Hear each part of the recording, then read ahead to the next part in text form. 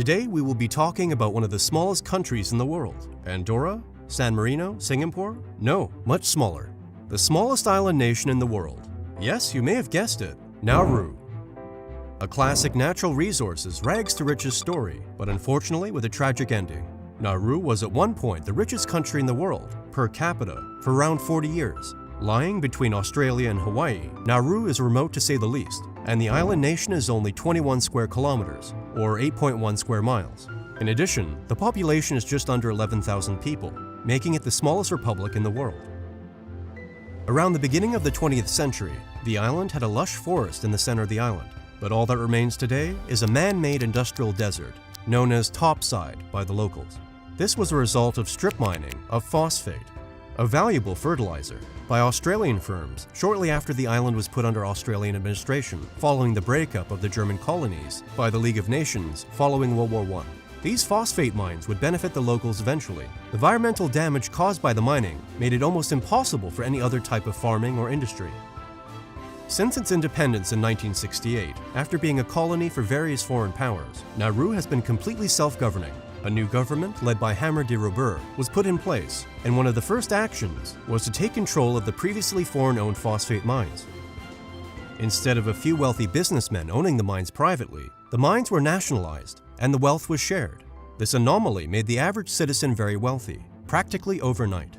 In late 1968, Nauru's total assets were worth about $500,000 per person.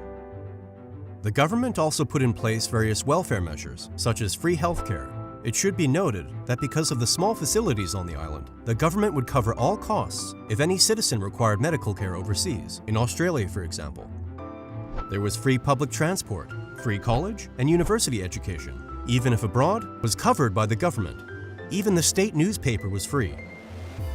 The government built subsidized housing on the island and kept the rent below $5 per month, and the electricity was practically free. In addition, Nauru is completely tax-free. Taxation is inappropriate for the Nauru temperament. Hammer de Robur, first president of Nauru. You may be thinking, this is too good to be true. Tropical island paradise, the ultimate welfare state. What could go wrong? This is where things take an unfortunate turn in the story. The new economy, while doing great in the short term, was mainly based on consumption. Nauru's main industry, the phosphate mines, were worked by foreign employees from neighboring countries.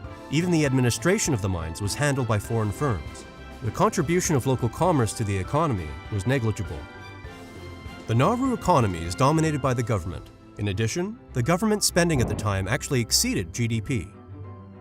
When mining experts and geologists examined the island and concluded that phosphate will be gone in another 10 years, which would leave 80% of the island's surface a desert and unsuitable for other uses such as farming, the finance minister of Nauru at the time, James Bopp, said in an interview, "But we have a motto in Nauruan." He quotes a phrase in his native language. It means, "Tomorrow will take care of itself." In addition, there was little concern for environmental damage. The former president, Hammer de Robur, had a plan to buy another island. He said, "We need a living space. We're looking for somewhere we can call our own." The island would have to be in the Pacific, and it must be a volcanic island. Atolls are not suitable for agriculture, he explains.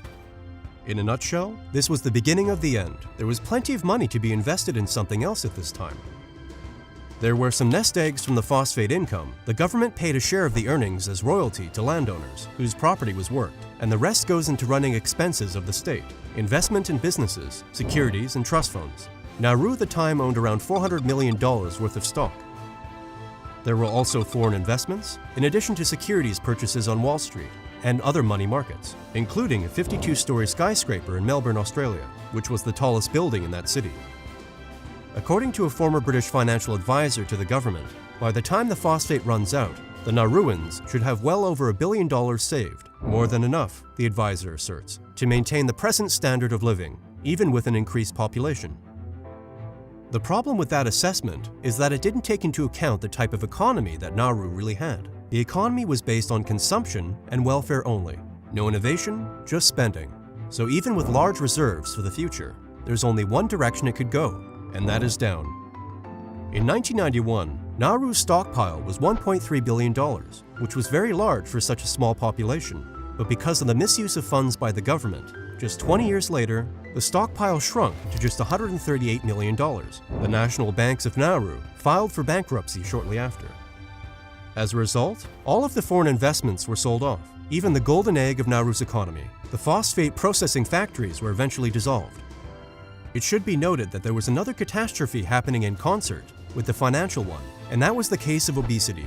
As a result of high fast food and junk food consumption, and the combination of the lack of exercise, made Nauru one of the unhealthiest countries in the world. In a 2007 study carried out by the WHO, 94% of the population was overweight, and 71% are obese, with almost a quarter of the population suffering from diabetes. It got to a point where the average person, aged 20 to 30, would be expected to get diabetes. This in turn lowered the average age substantially. This also means that the majority of the country's potential workforce is unable to work and requires health care at an early age. Currently, close to 90% of the population doesn't have a steady job and salary, and 2 out of every 3 people cannot read or write fluently. The majority of the population drop out of school at the age of 16. There is also extreme poverty, and it's to the point where just under half the households on the island don't own a refrigerator. In a last effort by the Nauru government to save the economy, they put in place a plan to sell citizenship. Nauru, being a tax-free country, naturally would attract foreign investment. The conditions included the opening of a bank account on the island would be permissible with a payment of just $25,000. The idea was to set up a similar example to the Cayman Islands or Cyprus, where wealthy companies and individuals could do banking to avoid paying taxes in their own country. While tax evasion is frowned upon, there are instances where it is legal. This new system did attract international criminals seeking to launder their money through Nauru's banks. While this was a big moneymaker for a short period, it all came to an end in 2003, when the Financial Action Task Force intervened. Today, Nauru is one of the poorest countries on the planet, with some of the most unhealthy people and poor education. As a result of climate change, the sea level near Nauru has been rising at a faster rate than the global average, and is projected to increase throughout the 21st century. While Nauru has higher evolution than some Pacific Island nations, long-term sea level rise threatens coastal livelihoods and infrastructure. Fishing is still a large part of Nauru's economy. The Nauru Agreement of 2010 was an undertaking by 8 Pacific nations, some with a quarter of the world's tuna supply, to impose a common licensing scheme on foreign fishing vessels. This agreement, combined with a period of high tuna prices, has since resulted in massive increases in license fees for the 8 countries.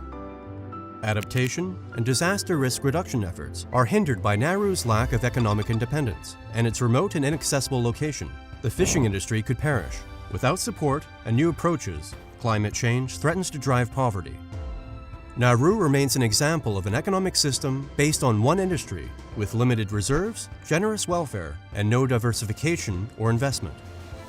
What are your thoughts on Nauru's future? Will the fishing rights be enough to pull the country out of this financial catastrophe? Will the island cease to exist because of climate change? Put your answers in the comment section below. Also, if you enjoyed this video, please make sure to like it. Also, make sure to subscribe and hit the notification bell so you'll never miss a video.